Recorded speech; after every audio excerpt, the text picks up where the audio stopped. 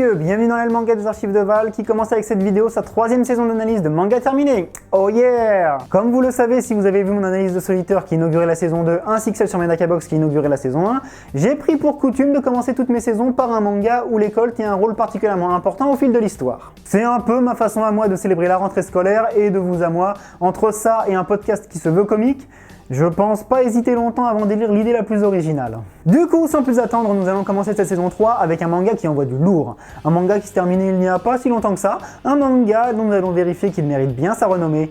Aujourd'hui, on ressort le dossier Assassination Classroom, que nous n'abrégerons certainement pas en AS-Class. Merci de votre compréhension. Alors, Assassination Classroom, de son titre original Ansatsuki Yoshitsu, ce qui signifie en français classe d'assassinat, est un shonen neketsu écrit et illustré par Yusei Matsui, auteur déjà connu par une précédente œuvre intitulée Neuro le mange-mystère. Il fut publié entre le 2 juillet 2012 et le 21 mars 2016 dans le WS Jump pour se conclure en 180 chapitres plus 4 bonus de fin. Et preuve de sa popularité, il fut adapté en 2 saisons animées pour un total de 47 épisodes par le studio Lerche, et cerise sur le gâteau, il fut même porté sur grand écran au travers de 2 films live.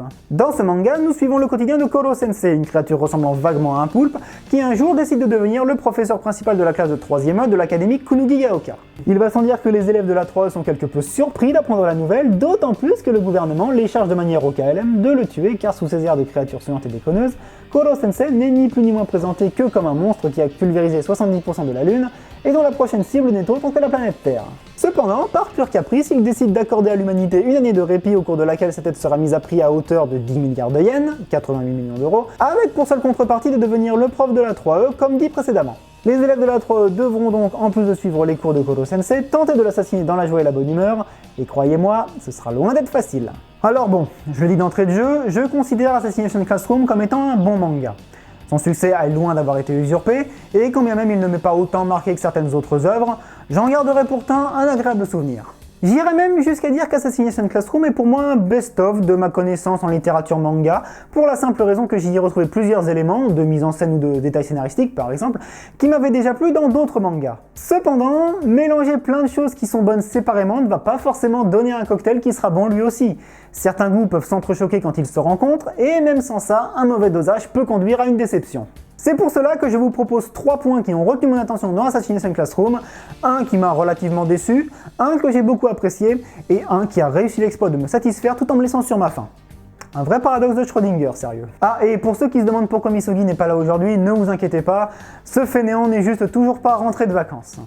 Apparemment, il n'a pas vraiment apprécié ma démonstration de joie de la dernière fois, mais je m'en fous, hein, j'ai pas besoin de lui pour retenir votre intérêt. On y va! Vous aurez peut-être remarqué que durant le synopsis, le seul nom que j'ai mentionné est celui de Koro Sensei, le personnage qui sert d'élément déclencheur à l'histoire. Mais à part lui, ceux d'entre vous qui n'ont ni lu ni vu Assassination Classroom ne connaissent aucun autre personnage, qu'il soit principal ou non. En général, quand je fais ça, c'est parce que j'ai l'intention de parler des personnages dans leur globalité en tant que point d'analyse, parce que j'ai d'autres trucs à dire sur eux que simplement les présenter. Et malheureusement aujourd'hui, ces autres trucs ne sont pas des trucs positifs, parce que ce qui m'a un peu déçu dans Assassination Classroom, c'est justement que les personnages aient été mal gérés à mon goût. Ou plutôt, laissez-moi reformuler. Je trouve que Matsui Sensei a introduit un peu trop de personnages pour qu'au final, ils aient tous été gérés de manière égale.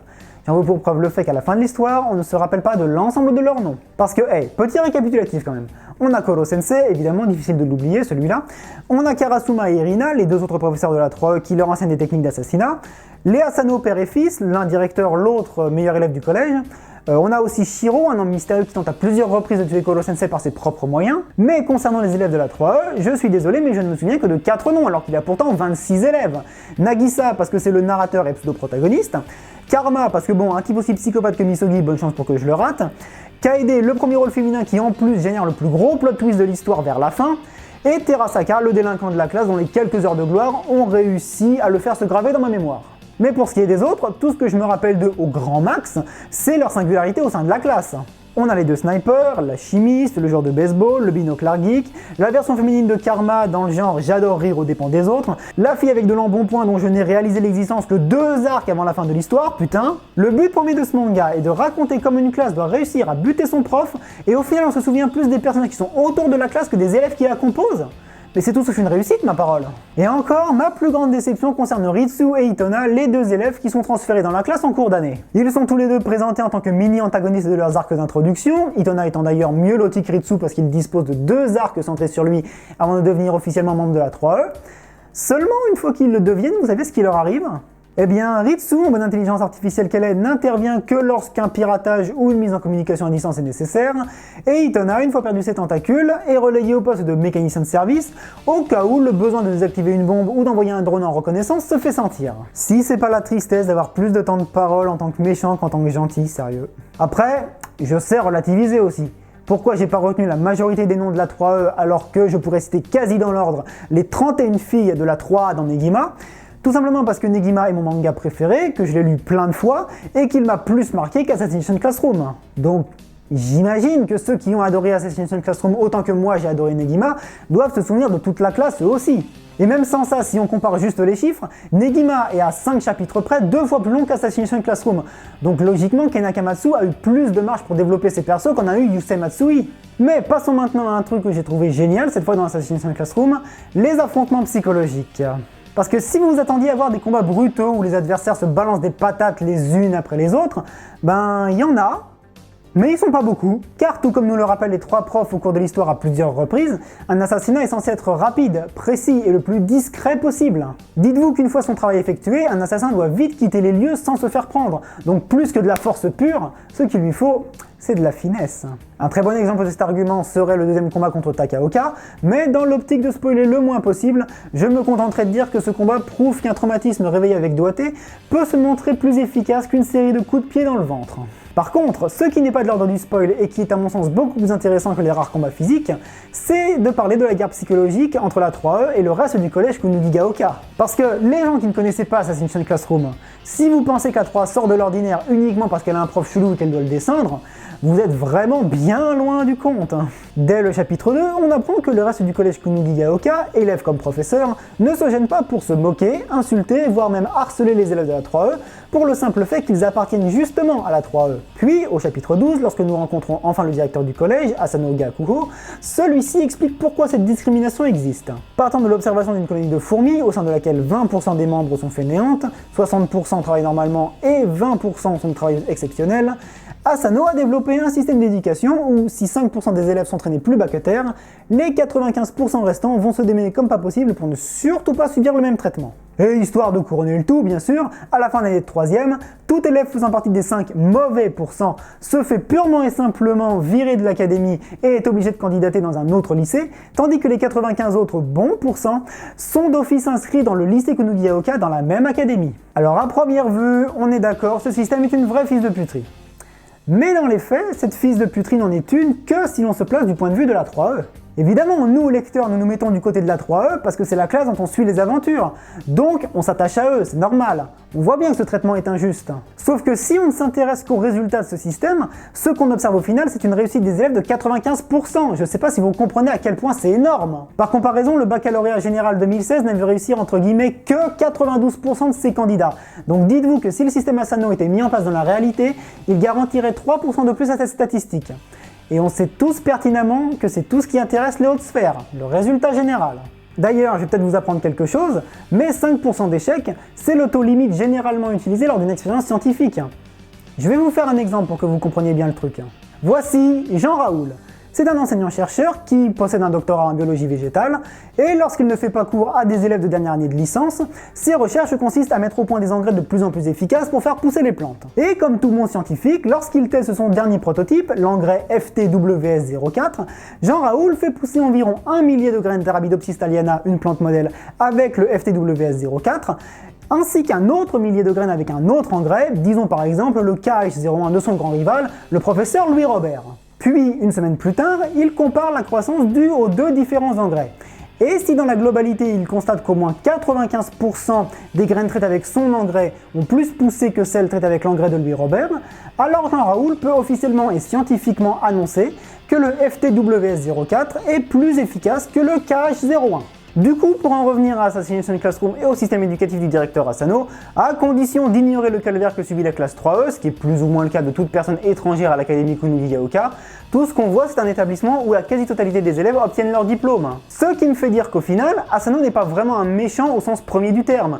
il a juste une idéologie particulière de ce que doit être l'enseignement et a suffisamment de détermination pour être prêt à sacrifier 5% des élèves de son établissement si ça garantit un avenir à l'aise aux 95% restants. D'ailleurs, dans sa globalité, il n'y a pas vraiment de méchant tout court dans Assassination Classroom jusqu'à la fin de l'histoire. Pour rappel, Koro Sensei est censé être l'ennemi public numéro 1, c'est le monstre qui a quasi détruit la Lune quand même.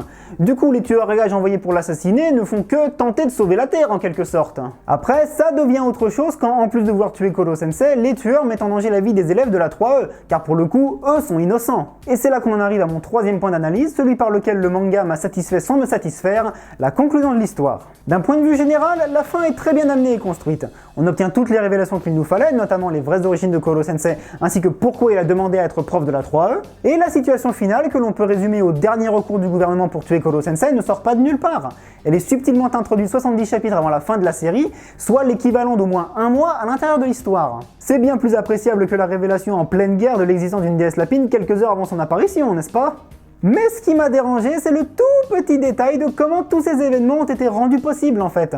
Parce que ok, ça rend logique et crédible tout ce qui se passe au cours de l'histoire, mais c'est pas logique et crédible en soi-même, putain. C'est un délire qui se contredit lui-même. C'est aussi efficace qu'un rond-point avec plusieurs entrées mais sans aucune sortie. Ça commence au chapitre 134 où l'on découvre que 2 ans avant le début de l'histoire, Koro Sensei était un être humain, et pas n'importe lequel, rien de moins que le meilleur assassin du monde. Sauf que suite à un coup de pute que lui a fait son apprenti, il se retrouve capturé et donné comme sujet d'expérimentation à un scientifique que je désignerai à présent par l'enculé en blouse blanche, parce que c'est tout ce qu'il mérite. L'enculé en blouse blanche est présenté comme étant un scientifique de génie qui, dans le but de créer une nouvelle source d'énergie, aurait trouvé le moyen de faire coïncider le cycle des cellules vivantes avec le processus de formation d'antimatière. Alors moi, j'ai une formation scientifique, donc je trouve ce scénario un chouïa tiré par les cheveux, mais je peux l'accepter, au même titre que j'accepte qu'un micro-ondes ait pu devenir une machine temporelle dans Steins Gate, c'est un élément propre à l'intrigue. Ok.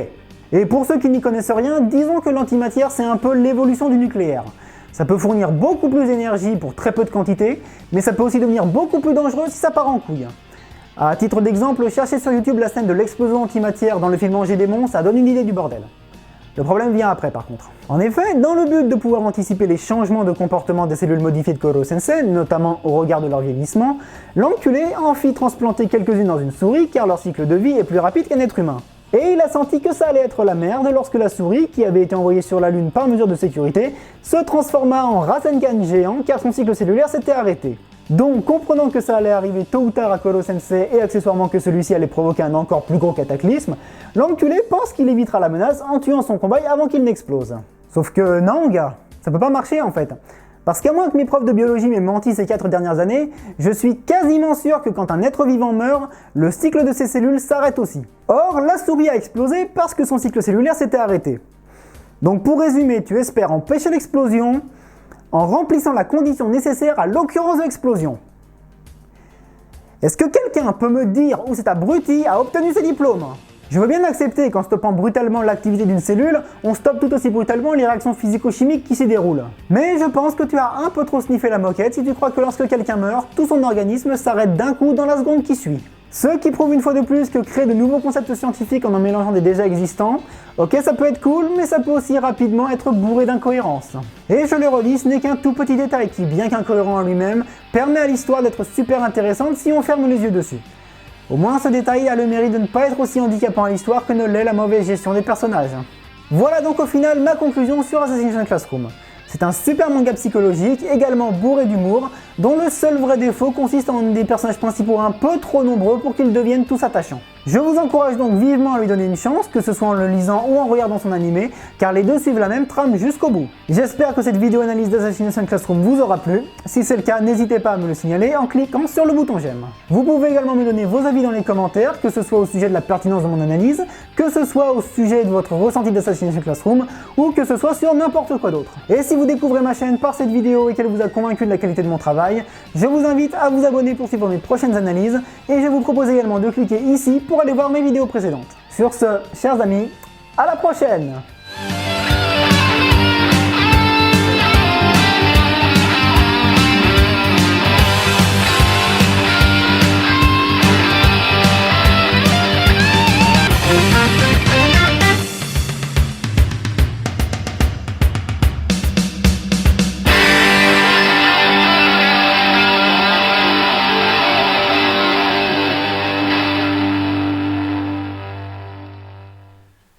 Ouh.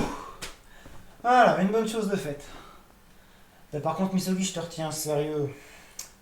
Non seulement tu pars en vacances avant moi, mais en plus tu rentres après moi. Quel fainéant, je te jure. Bon, c'est pas tout ça, quelle heure il est? Waouh, si tard. Le facteur est passé à cette heure-là. Ah. On va voir ce que ça donne. En principe, je devrais y arriver sans problème de ça. Yes. Alors, qu'est-ce que c'est que ça? Pub, pub, facture. Ah, les photos de vacances des copains au Japon, sympa d'avoir pensé à moi. Ça c'est quoi? Faire part de mariage entre Nonox et Anti-Sigma. Ah bah j'irai mettre le mon costume au pressing, hein, qu'est-ce que vous voulez? Et c'est quoi ça? Hein. Que-